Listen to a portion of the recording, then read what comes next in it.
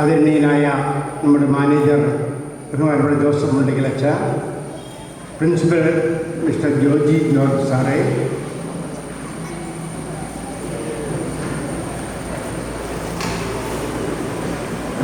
പ്രിയപ്പെട്ട panchayat president mister Thomas Manikkal sir, missus Kunjumol Tomy,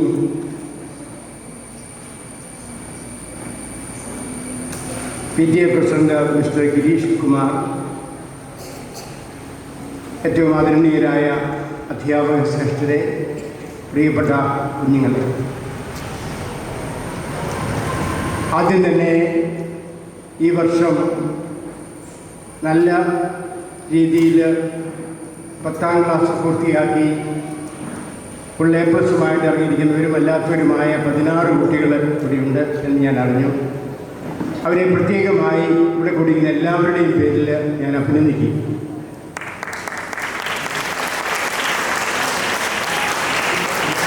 നിങ്ങൾ ഈ സ്കൂളിൻ്റെ അഭിമാനമാണ്.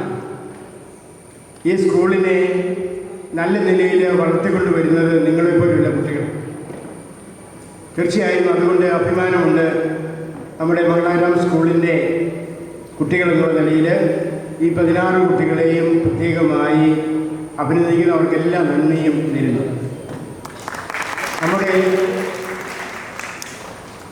നമ്മുടെ രൂപതയിലെ സ്കൂളുകളിൽ ഈ വർഷം 100% എല്ലാ കുട്ടികളും പാസ്സായ ഒരു വർഷമാണ്.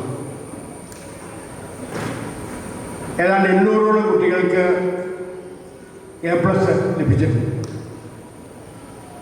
ഈ സ്കൂളുകളിലെ നല്ല രീതിയിൽ വളർത്തിക്കൊണ്ടുവരുന്ന പ്രിൻസിപ്പലും മാനേജരും അധ്യാപകരും എല്ലാം ആണ് അതിന് പിന്നിൽ പ്രവർത്തിക്കുന്നത്. ഓരോ സ്കൂളിൻ്റെയും വളർച്ച, ആ സ്കൂളിൻ്റെ ആത്മാർത്ഥതയോടുകൂടി ആ സ്കൂളിലെ കുഞ്ഞുങ്ങളെ സ്നേഹിക്കുകയും അവരെ പ്രോത്സാഹിപ്പിക്കുകയും ചെയ്യുന്ന മാതാപിതാക്കളും അധ്യാപകരും. അതുകൊണ്ട് അധ്യാപകരുടെ ആ വലിയ സേവനത്തെ നമുക്ക് നന്ദിപൂർവ്വം ഓർക്കണം.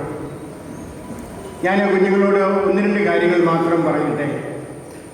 നമ്മുടെ ആദരണീയനായിരുന്ന മുൻ president doctor APJ Abdul Kalam, അദ്ദേഹം ഒരു ശാസ്ത്രജ്ഞനായിരുന്നു, നമുക്കറിയാം. ഇന്ത്യയുടെ ബഹിരാകാശ ഗവേഷണ രംഗത്ത് ഏറ്റവും കൂടുതൽ ശ്രദ്ധ പതിപ്പിച്ച ഒരു ശാസ്ത്രജ്ഞനായിരുന്നു. അദ്ദേഹം കുട്ടികളോട് പറഞ്ഞ ഒരു കാര്യം ഇതാണ്: നിങ്ങൾ സ്വപ്നം കാണുന്നവരായിരിക്കണം. ഡ്രീം, സ്വപ്നം കാണുന്നവരായിരിക്കണം. എന്ത് സ്വപ്നമാണ് കാണേണ്ടത്? നിങ്ങൾ എങ്ങനെ ആയിത്തീരണം എന്ന് നിങ്ങൾക്ക് തന്നെ ഒരു സ്വപ്നമുണ്ടാവും. ഞാനിങ്ങനെ ഒരു കുട്ടി എൻ്റെ അടുത്ത് വന്നു. ആ കുട്ടി എഞ്ചിനീയറിംഗ് കോളേജിൽ വന്നതാണ്. അതിൻ്റെ മൂത്ത കുട്ടിയുടെ കൂട്ടത്തിൽ വന്നതാണ്. മൂത്ത കുട്ടി അവിടെ ചേരാനായിട്ട് വന്നതാണ്. അപ്പോൾ ആ കുട്ടി ഇളയ കുട്ടിയോട് ഞാൻ ചോദിച്ചു, 5ാം ക്ലാസ്സിലാണ് പഠിക്കുന്നത്. ഈ 10ാം ക്ലാസ്സൊക്കെ കഴിഞ്ഞ് 12ാം ക്ലാസ്സൊക്കെ കഴിഞ്ഞിട്ട് എന്ത് ചെയ്യാനാണ് നമ്മൾ ഉദ്ദേശിക്കുന്നത്? അന്നേരം ആ കുട്ടി നല്ല ചുണയ്ക്ക് പറഞ്ഞു, എനിക്കൊരു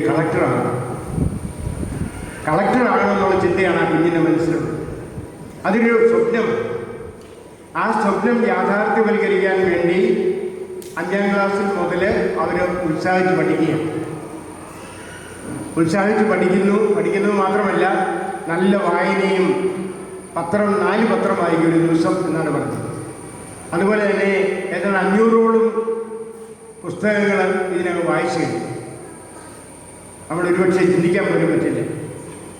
അത്ര വായനാശീലമുള്ള ഒരു കുട്ടി. അവർക്കൊരു സ്വപ്നമുണ്ട്. അത് എനിക്ക് ഒരു കളക്ടറാണ്. അതിനു വേണ്ടിയാണ് പഠിക്കാനായിട്ട് ഉദ്ദേശിക്കുന്നത്.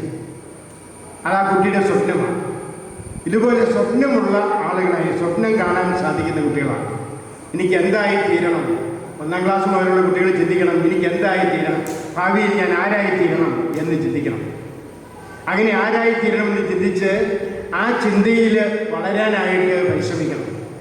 അങ്ങനെയാണ് വലിയ ആളുകളൊക്കെ ചെയ്തത്. അതുകൊണ്ട് സ്വപ്നം കാണുന്നവരായി നമ്മൾ മാറണം. നമുക്ക് നമ്മുടെ ഭാവിയെക്കുറിച്ച് നമ്മൾ തന്നെ ചിന്തിക്കും. ഞങ്ങളൊക്കെ പഠിക്കുന്ന കാലത്ത് 10ാം ക്ലാസ് കഴിഞ്ഞ് എന്നാ ചെയ്യുന്നേ, അല്ലെങ്കിൽ 9ാം ക്ലാസ് കഴിഞ്ഞ് 10ാം ക്ലാസ് കയറി 10ാം ക്ലാസ് കഴിഞ്ഞ് എന്നാ ചെയ്യുന്നേ, അത് അന്നേരം തീരുമാനിക്കും. നേരത്തെ അതിനെക്കുറിച്ച് ചിന്തയൊന്നുമില്ല. അന്നേരം കിട്ടുന്ന സാഹചര്യം അനുസരിച്ച് മുന്നോട്ട് പോകും. അങ്ങനെ ഒരു ചിന്തയായിരുന്നു ഞങ്ങൾക്കൊക്കെ ഉണ്ടായിരുന്നത്. പക്ഷേ ഇന്ന് അങ്ങനെയല്ല. കുട്ടികൾക്കെല്ലാം വ്യക്തമായ ലക്ഷ്യം ഉണ്ട് മുന്നോട്ടുള്ള ഗമനത്തിൽ. കുട്ടികൾ എന്തായി തീരണം എന്ന് സ്വയം ചിന്തിച്ച് തീരുമാനിക്കുന്നവരാണ്. നമ്മുടെ ഇവിടുത്തെ ഈ സ്കൂളിലെ കുട്ടികളും അങ്ങനെ ആയിരിക്കണമെന്നാണ് എനിക്ക് പറയാനുള്ളത്. നമുക്ക് എന്തായി തീരണമെന്ന് നമ്മൾ ചിന്തിക്കണം. രണ്ടാമതായി നമുക്കുണ്ടാകേണ്ട, അദ്ദേഹം പറഞ്ഞൊരു കാര്യം, രണ്ടാമതായി ഉണ്ടാകേണ്ടത് ഒരു ഡിറ്റർമിനേഷൻ എന്ന് പറഞ്ഞാൽ ഒരു ദൃഢനിശ്ചയം ഉണ്ടാകണം. ഞാൻ ഒരു ഡോക്ടറായി തീരണം എന്നുണ്ടെങ്കിൽ ഞാൻ നന്നായിട്ട് പഠിക്കണം. സയൻസും മാത്തമാറ്റിക്സും ഒക്കെ നന്നായിട്ട് പഠിച്ച് നല്ല കുട്ടികൾ നല്ല ബോധ്യമുള്ളതോടുകൂടി പഠിച്ചുയർന്ന് വന്നെങ്കിൽ മാത്രമേ എനിക്കൊരു ഡോക്ടറായി തീരാൻ സാധിക്കുകയുള്ളൂ, അല്ലെങ്കിൽ എനിക്കൊരു എഞ്ചിനീയറായി തീരാൻ സാധിക്കുകയുള്ളൂ. അപ്പം അതുകൊണ്ട് അങ്ങനെ നമുക്കൊരു ദൃഢനിശ്ചയം ഉണ്ടാകണം. എന്താണ് ഞാൻ ചെയ്യേണ്ടത്? ഞാൻ ഇന്ന രീതിയിൽ വളരണം, പഠിക്കണം, ഒരു ഡോക്ടറാകാൻ ഇതൊക്കെ വേണം എന്ന് മനസ്സിലാക്കിയിട്ട് അതനുസരിച്ച് പഠിക്കണം.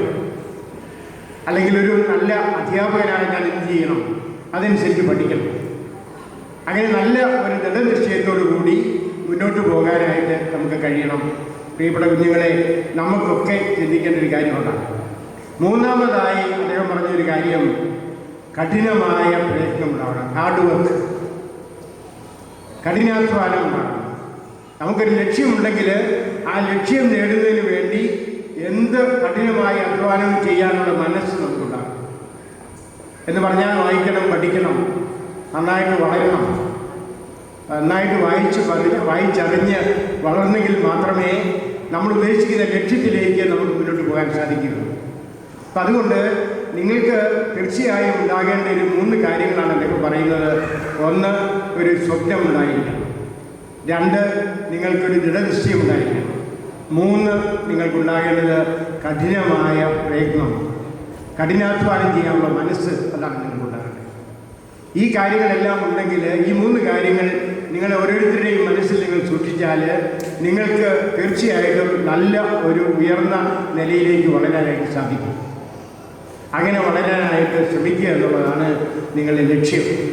തീർച്ചയായും നിങ്ങൾക്ക് നല്ലൊരു പ്രിൻസിപ്പലുണ്ട്. നിങ്ങൾക്ക് നേരത്തെ അറിയാവുന്നയാളാണ്. അതുപോലെ തന്നെ അധ്യാപകർ, ഇവിടുത്തെ അധ്യാപകർ കഠിനമായിട്ട് അധ്വാനിക്കുന്ന അധ്യാപകരാണ്. സാധാരണ ഒരു സ്കൂളിലെ പോലെയല്ല, അതിൽ കൂടുതൽ അധ്വാനിക്കുന്ന അധ്യാപകരാണ്.